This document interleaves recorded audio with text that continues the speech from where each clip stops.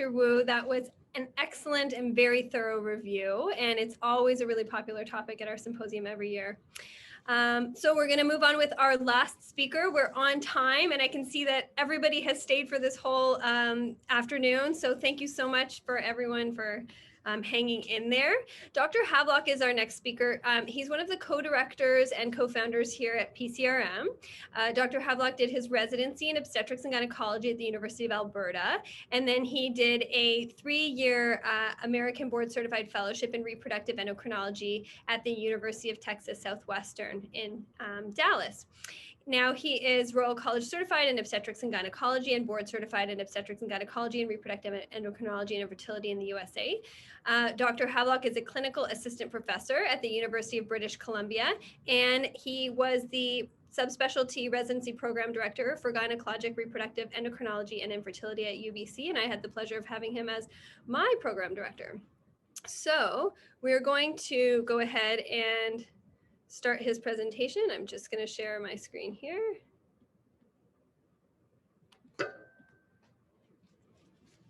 Okay, there you go. Thank you, Caitlin, and thank you everyone for sticking around for the end of the presentation today. I'm going to be speaking today on the diagnosis and management of polycystic ovary syndrome. A couple of disclosures. I have received speaking fees from Ferring Pharmaceuticals in the past 2 years and had been a participant in a clinical trial with Obziva in the past 2 years. Everything I speak about today will not pertain to any of the products from these companies. So what I'm going to do today is review the updated diagnostic criteria for PCOS and concentrate on the new international PCOS guidelines that were published in 2018. I'm going to spend a lot of time concentrating on management of PCOS-related infertility, specifically lifestyle interventions, medications, and surgical. And it's really this area of PCOS where the greatest quality of evidence has been developed for management of PCOS. We'll discuss some of the symptomatology management in PCOS that patients will complain about, and importantly, some of the things that patients don't think about, but as practitioners, we need to, the long-term health complications of polycystic ovary syndrome. So if you want really the most comprehensive and up-to-date review on PCOS, I'd recommend that you review the International Evidence-Based Guideline for the Assessment and Management of Polycystic Ovary Syndrome 2018. This was published July 2018. It's got open access on the ESHRE website, the European Society for Human Reproduction and Embryology. Anyone can access it. It was developed by the Australian National Health and Medical Research Council and endorsed and funded by ESHRE and the American Society for Reproductive Medicine. Very long, very comprehensive document, 201 pages. There are 166 recommendations and practice points. What's important to note, most of these recommendations and practice points are purely consensus. Only 31 of these were evidence-based recommendations, showing that there is still, in a very common reproductive disorder, a very large knowledge gap and opportunity for further research. So a little brief history. PCOS, before it was known as PCOS, was first described in 1935 by 2 American gynecologists, that a case series of 9 women that had amenorrhea, infertility, hirsutism, and enlarged polycystic ovaries. So the precursor to the HSG, they could identify these large ovarian masses that sometimes were just as large as the uterus. Back in the late 20s and early 30s, there were no endocrine assays, there was no ultrasound, and to cut was to cure. And all these patients subsequently ended up having a laparotomy to identify what these enlarged masses were. And at the time of laparotomy, they discovered they were just essentially very globally enlarged, shiny ovaries.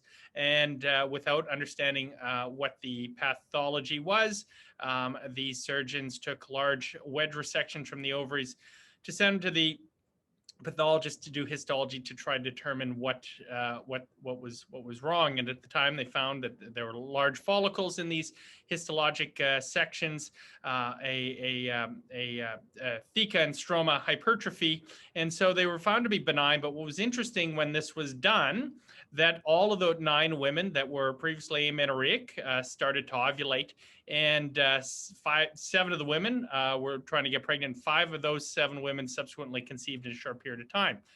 So that was the original description of the disorder. It was called Stein-Leventhal syndrome. And over the next 20 years, they operated on a further 96 women, 71 of whom wanted to conceive. And of those 71 women, 63 of them conceived by this first surgical treatment of PCOS. And now we've got medications, obviously, that are much less invasive. But this was, prior to medications, the first therapy for PCOS-related infertility, and actually forms the base of one of the surgical treatments I'll discuss further in a bit. It was in 1990 that the Americans through NIH developed a consensus criteria, and you need to have both the clinical or biochemical evidence of hyperandrogenism and menstrual dysfunction. Most of these individuals typically have prolonged menstrual cycles occurring more than 35 days between cycles. It did require exclusion of other causes of these symptoms, which we'll discuss. In 2003, the Americans and the Europeans had a consensus meeting in Rotterdam and came up with the Rotterdam criteria, again, having the same criteria as described in 1990, but they added the polycystic appearing ovaries on ultrasound. At the time, they defined that as 12 or more follicles in the ovary. That's since changed. And you didn't need all 3, you needed 2 of the 3. So in 2018, the new international guideline tries to make things a little bit more stepwise fashion. So first, you look through history, whether patients have irregular cycles and clinical hyperandrogenism. And if you exclude other causes, you've essentially got your diagnosis without having to order any specific laboratory tests, except for the laboratory tests required to exclude other causes, which we'll discuss. Now, if there's no clinical hyperandrogenism, then you need to look for biochemical hyperandrogenism through testing, and then you'll have your diagnosis. And if you only have one of the 2, irregular cycles or hyperandrogenism, this is when ultrasound criteria may be used, and it's important that it's an endovaginal ultrasound, and we'll talk about a little bit more detail as to what a polycystic appearing ovary actually is in the new definition. It is important to exclude other causes. A number of things can cause irregular periods or hyperandrogenism. So at the minimum, I'd recommend ordering a TSH, prolactin, and FSH. Obviously, if somebody's amenorrheic, if the FSH is really high, you're looking at an ovarian failure situation. If it's really low, you may be looking at a hypothalamic situation. I typically order a total testosterone to exclude androgen-secreting tumors, and a 17-hydroxyprogesterone as well if they have the clinical evidence of hyperandrogenism. Things like adrenal tumors and Cushing's are very, very rare, and with Cushing's, you'd be looking for certain signs and symptoms to be making that diagnosis and testing. So it's important to define, and at least they've defined in this guideline, irregular cycles, they've defined hyperandrogenism, and they've defined polycystic appearing morphology of the ovaries. So what are irregular cycles? And I've really just, they go and they list stepwise, depending on where you are post-menarche, what an irregular menstrual cycle is. And I wouldn't spend a lot of time worrying about all these definitions. I think the most important one is to concentrate on the 3 years post-menarche. If the cycles are less than 21 days intermenstrual cycle length, or more than 35 days, which is more common, or fewer than 8 cycles per year, that's what they define as abnormal. These are clinical consensus criteria. They're based on percentiles in the normal population, and they use the 85th to 90th percentile for making this definition, as the prevalence of PCOS is thought to be about 10% in the normal reproductive age population, and there is some overlap. I think it's important to note early post-menarche in the first year, first 1 to 3 years, irregular menstrual cycles are quite common. And so, as I'm going to talk a little bit as I go through the talk, I would take care in making the diagnosis of PCOS in adolescent, as irregular cycles are very common. What is clinical hyperandrogenism? Well, this can be acne, it can be alopecia, or it can be hirsutism. For adolescents, they define it as severe acne or hirsutism, although there is no accepted scoring system for acne, but they do define it in adolescents as severe acne, as adolescence is a period of time when acne is very common. Now, to objectively score hirsutism, there's what's called the modified Fairman-Galloway score, and it's this box in the upper right where there's 9 different sites for scoring hirsutism, essentially from 0 to 4, 0 being no hirsutism, and 4 being severe. It's important to note lower legs and lower arms are not part of the criteria, and there are significant ethnic variations. Now, what is considered hirsutism? The PCOS international guideline defines as between 4 to 6. If you look at the Canadian guideline in SOGC, they define it as 8. So there's some variability depending on which guideline you look at. I think more importantly than scoring, and I never do the scoring, this is really something that would be done in a clinical trial situation where you're trying to measure changes in hirsutism, and this is what the scoring system that's used in clinical trials. Essentially, for me, I ask the patient if they have hair growth in these locations, and if they do and it's bothersome, really that's the important thing. There's a alopecia scoring system for androgenic alopecia in females, and again, I find more commonly I'm dealing with hirsutism rather than alopecia. So that's clinical hyperandrogenism. And biochemical hyperandrogenism, I will typically reserve assessment for patients where they don't have clinical hyperandrogenism or it's unclear. I do order total testosterone on my patients who have clinical hyperandrogenism because I want to see if it's severely elevated and I need to rule out an androgen secreting tumor, which I see every 2 to 3 years. If they do have clinical hyperandrogenism, I will order 17-hydroxyprogesterone to look for congenital adrenal hyperplasia because the prevalence of that is about 0.5% in the hirsute population. But if they have no evidence of clinical hyperandrogenism and you're trying to more subtly tease out whether they do have PCOS, this is where you're going to order the more sensitive tests, either calculated free testosterone. Free androgen index is the one that I would typically order, and that's total testosterone divided by sex hormone binding globulin. You multiply it by 100, and if it's 5 or more, that's considered elevated. The guideline has really gone out of its way to define what biochemical hyperandrogenism is. The prior consensus conference criteria never really defined it. And so what they've defined, it's really whatever your local lab's upper reference range is, that is what you're going to use. But it's important that they're not looking at total testosterone. It's the free testosterone or the unbound testosterone, bioavailable testosterone. DHEAS and androstenedione have limited role. DHEAS is a steroid that's secreted just from the adrenal gland, and it would be elevated if you have an adrenal androgen secreting tumor, which I've never seen in my 15 years of practice. So I don't find that there's a lot of utility in it. Androstenedione is often elevated, but again, not part of the criteria. It is important that if these patients are on any type of hormonal contraception, that they've been off for at least 3 months for a valid assessment.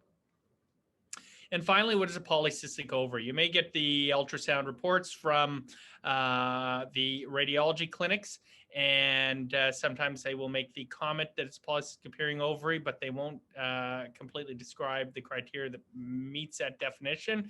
And since the criteria has changed since 2018, it's nice to know exactly if they're using the more up-to-date criteria. So I think it's important, if you really want to get that information from the radiology clinic, when you do write on your requisition, ask them to measure the ovarian volume and ask them to actually count the number of follicles in the each ovary. And it's very important that they do endovaginal ultrasound, because you really need a high quality endovaginal ultrasound at high frequency. And the new definition is 20 or more follicles in one ovary, or an ovarian volume of 10 mils or greater if the ovary is normal without a mass.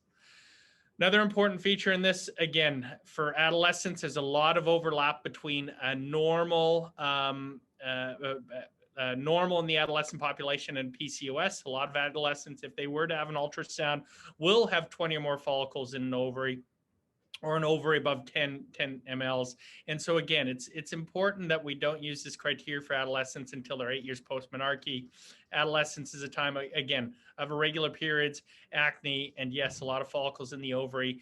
And this is just a normal physiology. And I would recommend probably not trying to make that diagnosis until they're 8 years post-menarche for PCOS. Again, you can do symptomatology management, but be careful putting the label of PCOS too early on an adolescent. AMH, again, very hot topical hormone. It is not part of the criteria of PCOS, at least in the current guideline. However, AMH is a hormone that's released by the granulose cells in the ovary. Essentially, the more follicles you have, the higher AMH level is going to be. So there's a very strong correlation between the AMH level and the number of follicles in the ovary. And when they've used a cutoff of 4.9 nanograms per ml, which translates to 35 or more picomolars, which is more common units that are used in the reports that you'll get from Life Labs. That has a pretty high specificity and sensitivity for PCOS. So even though it's not part of the criteria, I have used it at times in individuals where I'm having difficulty making the diagnosis, and sometimes with obesity, or depending on the locations of the ovaries at the time of ultrasound, I can't get good visualization. I may use an AMH to help me with the diagnosis, to suggest one way or the other if I'm dealing with PCOS. And probably by the time there's a new set of guidelines, this may be part of the criteria. So the two rows to the left really is all you need to do typically to make the diagnosis. The irregular cycles and the clinical hyperandrogenism is going to give you your diagnosis. And that second column are the blood tests that I would order to rule out, obviously, thyroid issues, hypothalamic or ovarian failure issues, high prolactin, or congenital adrenal hyperplasia, total testosterone. Two columns to the right really are if you're really having difficulty making the diagnosis, you only have one of the two clinical criteria, that's when you may be going into the two columns to the right.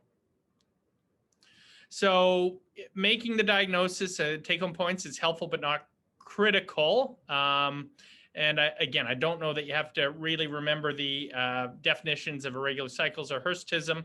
I always say use the duck test. If it's common things being common, if it looks like a duck, swims like a duck, and quacks like a duck, then it probably is a duck. So most of your patients who you think have PCOS in front of you likely have it, maybe with the exception of the adolescent population. And it's very important to exclude the thyroid disorder, elevated prolactin, congenital adrenal hyperplasia, or the very rare ovarian androgen secreting tumors.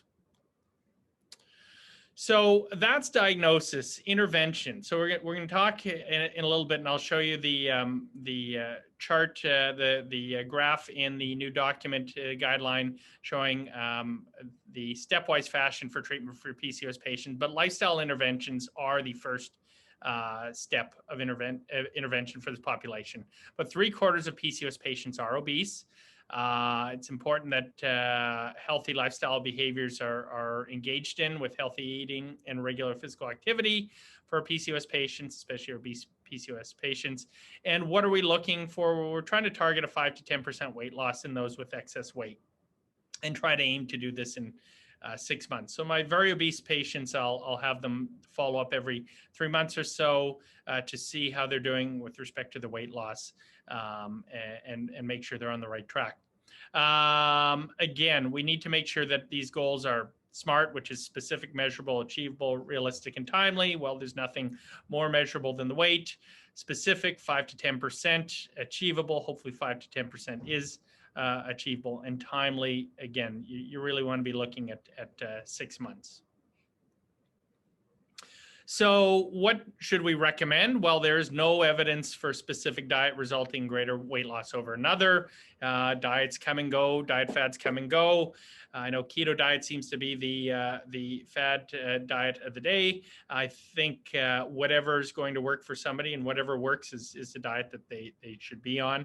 I think it's important. The important recommendations are from the guidelines are to reduce caloric intake, so reducing by 500 to 750 a day, or aiming for a diet of 1,200, 1,500 calories a day, and exercise. So if you're looking at maintaining weight, 150 minutes of moderate exercise a week with some 2 muscle strengthening activities on non-consecutive days. They define moderate as essentially walking, playing with pets, gardening. So this is pretty, I would consider that light. If you're trying to lose weight, then the recommendations are 250 minutes of moderate exercise a week or 150 minutes of vigorous. So this is aerobic exercise, fast cycling, running, if we're looking at vigorous exercise. So again, those are the recommendations. Is there evidence for this? So there is a very well-designed trial that was published a few years ago in New England Journal of Medicine, looking at infertile women between the age of 18 to 39 and BMI of above 29. It wasn't just PCOS women, but close to half of these patients likely had PCOS. So they had to have either unexplained infertility or anovulatory infertility, which most was PCOS. And they were randomized to either going to treatment immediately or taking 6 months to try to lose weight first before starting fertility treatment. And what that entailed was 10,000 steps a day at least 30 minutes of exercise, vigorous exercise 3 times a week, and reducing calories by 600 a day. And they had 4 telephone conversations and 6 in-person appointments with nutritionists and weight loss experts. And the primary outcome was a vaginal birth of healthy singleton at term within 24 months of randomization. And so they would have stepwise treatment. Essentially, they would be looking at doing insemination treatments, and if that didn't work, go to IVF if they hadn't conceived. Interestingly enough, if you look at the, so about half of these patients you could see were anovulatory, so a large percentage of them were PCOS. The other half were essentially unexplained infertility. And you can actually see that your chance of having a vaginal, healthy, live singleton birth at term was actually slightly higher in the group that didn't take the 6 months of trying to lose weight. So there was no evidence of improvement in telling our obese infertile patients to take 6 months to try to lose weight in order to improve their outcomes. However, if you look at the last 2 rows, the chance of natural conception, so treatment-independent pregnancy, or the need for ovulation induction, so that you're more likely to become pregnant spontaneously or less likely to need any fertility therapy if you did lose weight. So when you looked essentially just at the PCOS population in this study, odds ratio was 4 times higher to have a spontaneous pregnancy if they took the 6 months to try to lose weight before doing therapy. So there is very strong evidence in our PCOS population that weight loss and weight loss alone can help them conceive. So how best to diagnose and treat the infertile PCOS patient? So again, lifestyle factors, but I think it's important to remember that we need to rule out other causes. There's more than just ovulation. So again, if they have irregular cycles, we've made the diagnosis of PCOS, we've confirmed that. I think the simplest thing, and I think Dr. Wu had mentioned, semen analysis is very easy to do, and get a semen analysis done. If it's abnormal, repeat it maybe a month later. And again, you may not have all the parameters that are normal, but I look at the total motile count. So if you multiply the volume by the motility by the concentration, you have at least 10 million sperm. A swimming sperm, I think we can be a little bit less concerned that male factors can be a significant problem. For these patients, I don't necessarily recommend a hysterosalpingogram beforehand. There's a little bit difficult to access. More importantly, it's a very uncomfortable test. And if they're truly anovulatory and they don't have any other risk factors, so they don't have a history of severe endometriosis or severe PID, prior abdominal surgery, ruptured appendicitis, or significant bowel surgery. If they've got low risk factor for any tubal disease, I'll usually try to get them ovulating for about 6 months before I will do any tubal factor assessment on these individuals, so that we don't have to put them through a somewhat invasive radiologic test. So this is right from the guideline and shows really the stepwise fashion for management of your infertile PCOS patient. And again, where I said that there isn't a lot of evidence in these guideline recommendations, the best evidence really is in the infertility treatment realm. So again, lifestyle interventions is good evidence. I typically don't tell my patients that they have to wait 6 months of trying to lose weight before I'll engage in pharmacologic therapy. Again, I'll often do it in conjunction because they often want to engage in therapy sooner rather than later. It is important to note, and I'll show in some of the evidence that that patients will respond to letrozole and clomiphene much better if they're at lower BMI. So again, the weight loss beforehand, especially for your morbidly obese patients, may help them more responsive to these medications. So what's the first line therapy? We'll talk a little bit about letrozole. Again, this is off-label use. Clomiphene is second line therapy now. Very difficult to get in Canada. You're going to have to get it through a compounding pharmacy. We do have it here on site where we order through a compounding pharmacy. The company that manufactured in Canada just decided to no longer manufacture it from a business decision point of view. It's still a very safe medication being used for a long period of time. So it is something that you can use, but letrozole really should be your first line therapy, even though it's off-label. Adding metformin to letrozole or maybe more commonly clomiphene for your impaired glucose tolerance or diabetic patients. Metformin as a single agent therapy really doesn't work very well. And gonadotropins are really at the point in time where they'll be getting into the fertility clinic because these are medications that are going to have high risk of multiple pregnancy and require ultrasound monitoring. Second line therapy, again, gonadotropins. I'm going to talk a little bit of laparoscopic ovarian surgery. And again, final should be IVF. And for these patients, a lot of them can be kept out of the fertility clinic because the hope is that a lot of these treatments can take place in the general gynecologist's office and the general practitioner's office. And hopefully we can avoid a lot of them actually ending up in our office. So clomiphene, we'll talk a little bit about the various drugs. It's a SERM or selective estrogen receptor modulator, same class of drug as tamoxifen, raloxifene. Difficult to get a hold of now, as I said. I've seen individuals use tamoxifen for ovulation induction. Again, this is off-label use. We can get it through the compounding pharmacy. So we do still use it for some of our patients. It's been around for over 60 years or about 60 years now. Initially described as pretty good ovulation rates and pregnancy rates of 30 to 40%. It's always important to talk to your patients. It does have about a 5% chance of twins. Anything more than twins is quite uncommon. Letrozole, aromatase inhibitor used for ER-positive breast cancer, adjuvant treatment, first described about 20 years ago for ovulation induction. And there were some small studies initially showing similar success to clomiphene. And metformin, we all know this is a diabetes agent. And the initial studies showed very good success for individuals who are resistant to clomiphene or in conjunction with clomiphene. And it was thought about 15 years ago, really to be a bit of a wonder drug for PCOS, but with the newer studies have sort of tempered our enthusiasm for the drug. So what drug is best? How do I use these drugs? How do I monitor if they're working? And how should I counsel my patients? This is important practical information. So which drug is best? So the first well-designed RCT in this multi-center trial published 13 years ago in the New England Journal of Medicine, this is called the Pregnancy and PCOS 1 study, looked at a 3-arm study, randomized double-blind controlled study. Patients were either randomized to clomiphene, take metformin, take both of them for up to 6 cycles. And ovulation rates with combination therapy were higher than for clomiphene and metformin, so was conception, so positive HCG.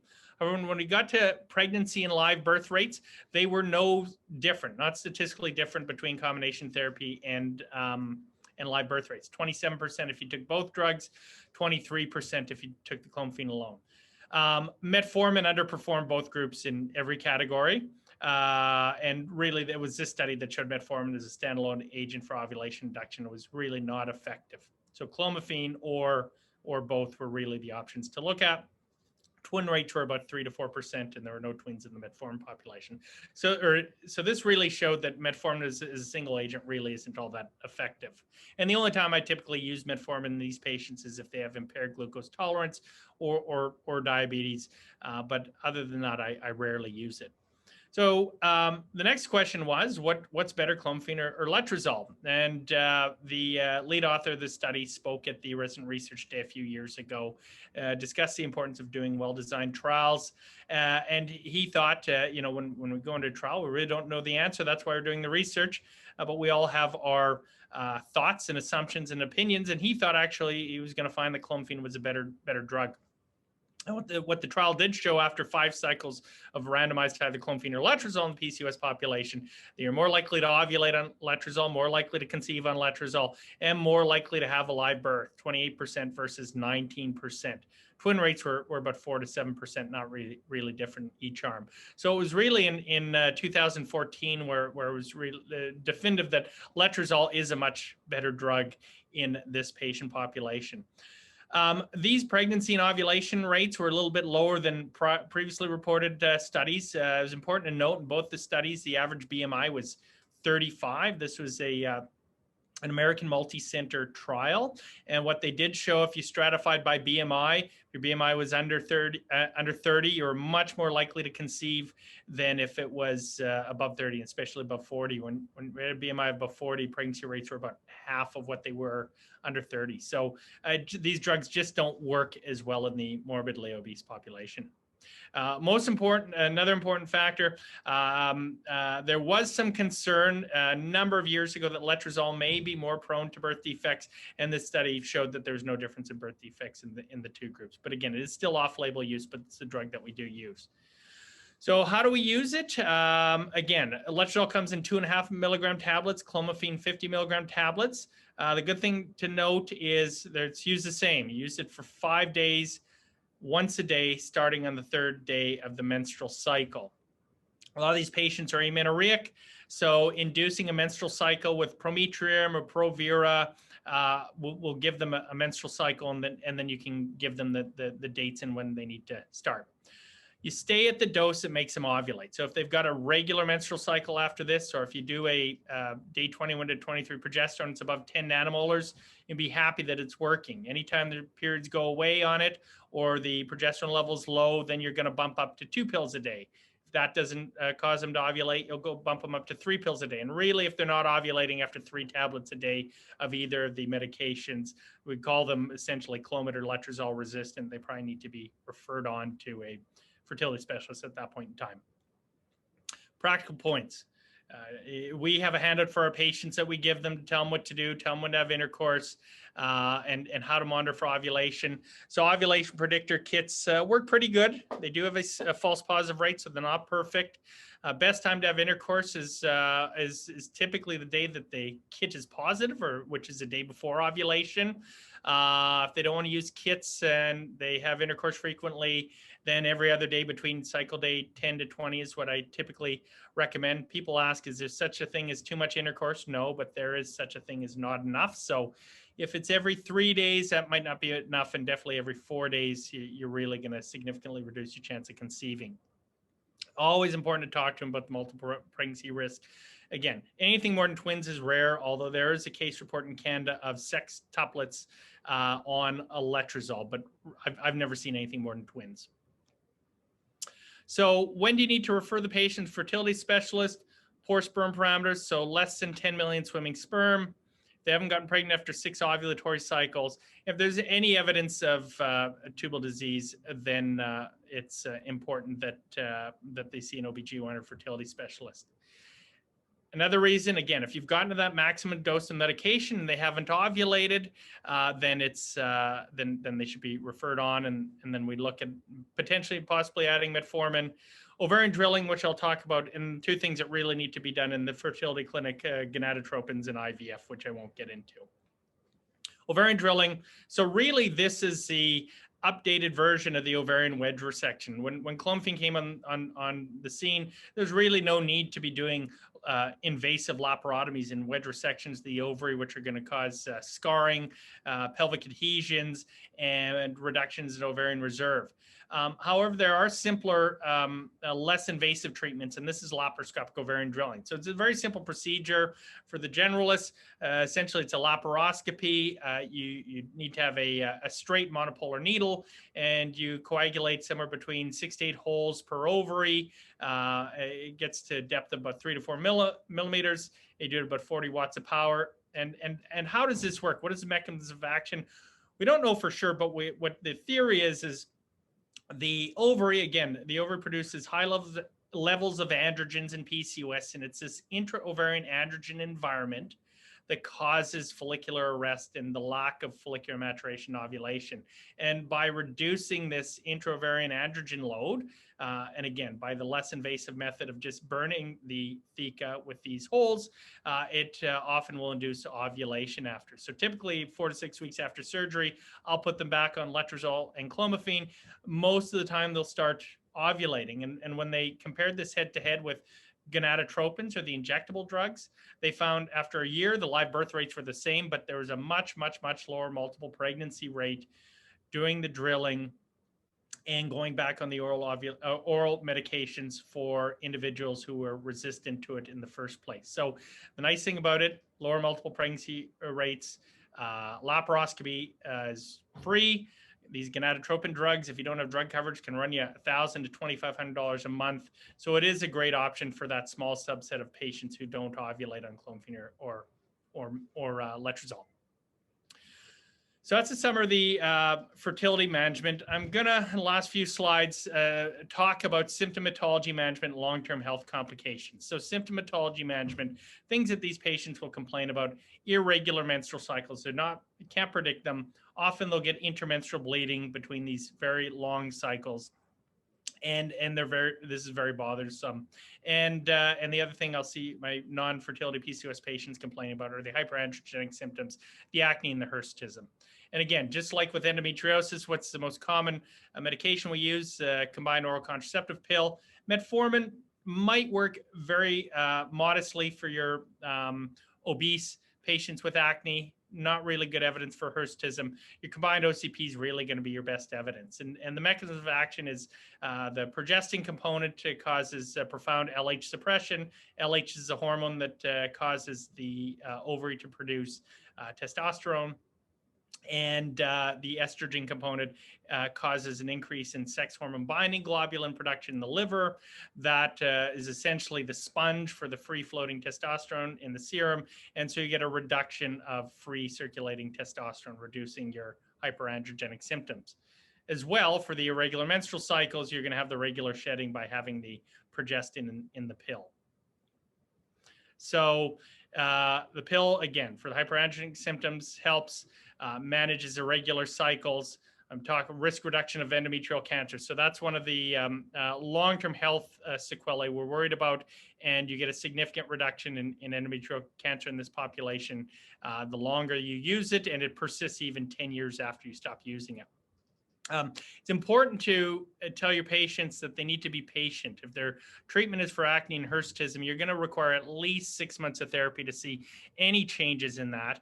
And with the hirsutism symptoms, really where the medication works is in the reduction of new terminal hair growth. It's not going to help the terminal hairs that have already developed. And so it's important that they're still going to need mechanical, whether it's waxing or laser therapy or electrolysis to destroy the hairs that have already converted to terminal hair. So it needs to be done in conjunction with mechanical methods. It really helps with the new hair growth, and you need to tell patients they're going to need at least 6 months of therapy.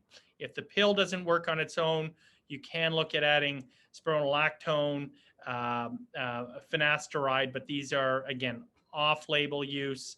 And you definitely want to be using both of those drugs in conjunction with the birth control pill, because you don't want anyone accidentally conceiving while they're on anti-androgen medication. And again, you can use those. You don't have to define an adolescent as PCOS, but these symptoms will be, well controlled with combined OCP. Again, metformin off-label usage might help with some reduction in weight for your patients, some evidence of modest improvement in acne in your obese PCOS patients. But I don't typically use this in my non-fertility patient population or my fertility population unless they have impaired glucose tolerance or diabetes. And there are those nasty GI side effects that they complain about, and with long-term use, concerns about low B12 levels. So I'm not going to talk about cardiovascular disease here, just diabetes and the endometrial hyperplasia. So there's a much higher risk of impaired glucose tolerance and type 2 diabetes in our PCOS population. And this is independent of obesity, although, as we know, obesity is an independent risk factor for impaired glucose tolerance and type 2 diabetes, and 3/4 of our population, PCOS population, will be obese. Recommendations: baseline screening for all PCOS patients. I find the hemoglobin A1C really the easiest test, doesn't require timing or fasting, fasting glucose being your other option. And again, do you need screening after that? Really, every 1 to 3 years based on risk factors. I rarely do the 75-gram oral glucose tolerance test, but they do discuss it for high-risk patients. If there's evidence of impaired glucose tolerance or impaired fasting glucose, you might consider doing it, but I typically just order hemoglobin A1C on the initial presentation.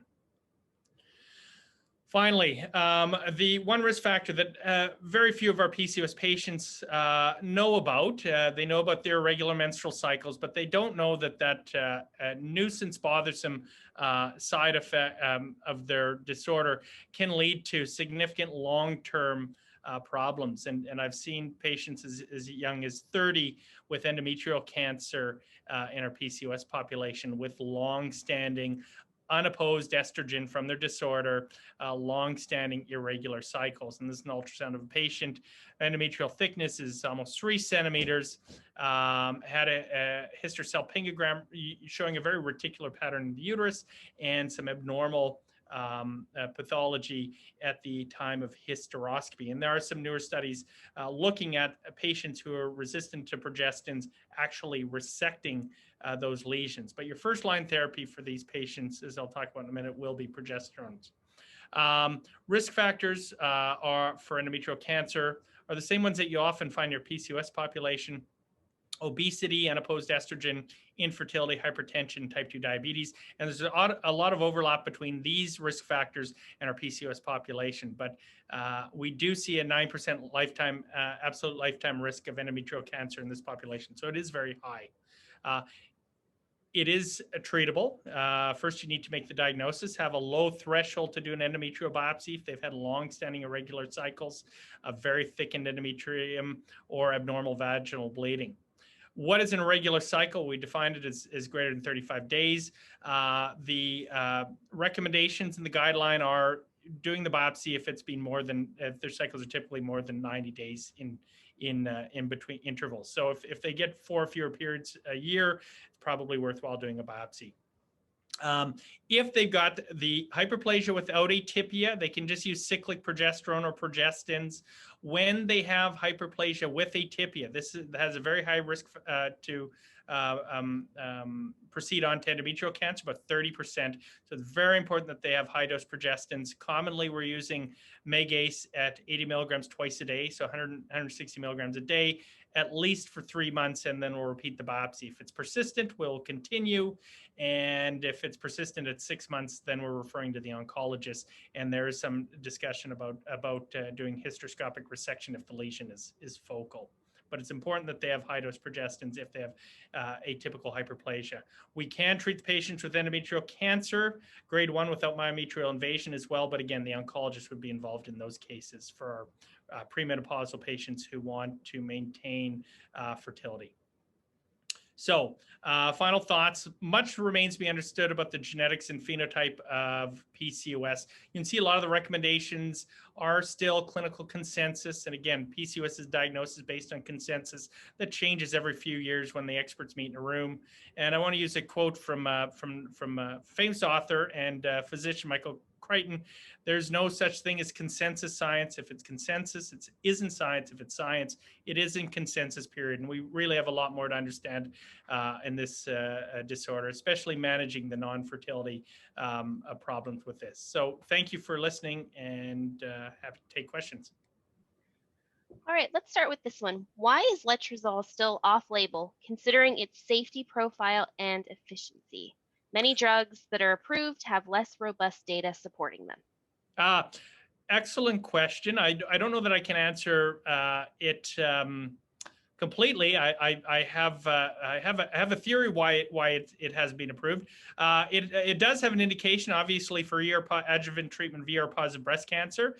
There was a case series that actually came out of Montreal a number of years ago, raising the concern that maybe there might be a higher risk of birth defects with it.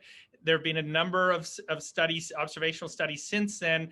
And this study that was done, the Multi-Center Reproductive Medicine Network study published in New England Journal, which really showed enough evidence that could probably support it to getting an indication. Novartis hasn't wanted to do that. I think they've got an indication. They don't want, when you're dealing with women who are pregnant and the concern that it may cause a birth defect and they get a lawsuit over that, they don't want to kill the drug for another indication. I think they're, and it's five days a month for 6 months, whereas you take it for long periods of time. I think they're worried about killing the drug, trying to get it and the concerns that it may result in a birth defect in lawsuits is my theory. All right, here's one more. Do you find checking for fasting insulin is useful in patients with a probability of PCOS? I don't. There used to be, there are more sensitive tests, obviously, for insulin resistance than hemoglobin A1C and a fasting glucose. And the OGTT is more sensitive. Fasting insulin, and there's even more sensitive testing can be done in the lab. It may uncover insulin resistance earlier, but there's not a lot of evidence that uncovering the insulin resistance earlier will lead to a earlier intervention that's going to make a difference in their outcome. So I used 15 years ago in fellowship, I did a lot, but I don't anymore. Thank you so much. We will see if you can stick around to answer the few remaining questions in the Q&A box. So if anyone has any other questions, feel free to add those. Thank you so much. Thank you. How do I do the Q&A box? Okay, so that is the end of our symposium. Thank you so much to everybody for attending. A few really important housekeeping notes. This is the conference swag. I'll just demonstrate, model this for you here. And it's made from 100% recycled water bottles. So because this is such a hit every year when we try to do this stuff, we really wanted to bring it to you this year, and we will mail it to the address that you put in the registration box. The second thing is CME certificates are going to be distributed electronically to the email address that you put in the registration box.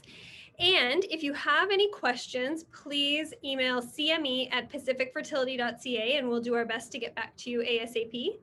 And one final thing, we would really sincerely appreciate your evaluation as well as any suggestions for future topics or things that you would like to cover. This is our very first virtual symposium. There were 196 people that attended today, which is our best attendance to date of any of these symposiums. So please give us your feedback and we will look forward to seeing you next year. Thank you so much to all of our speakers and to all of you at home or at work for taking the time out of your day to attend.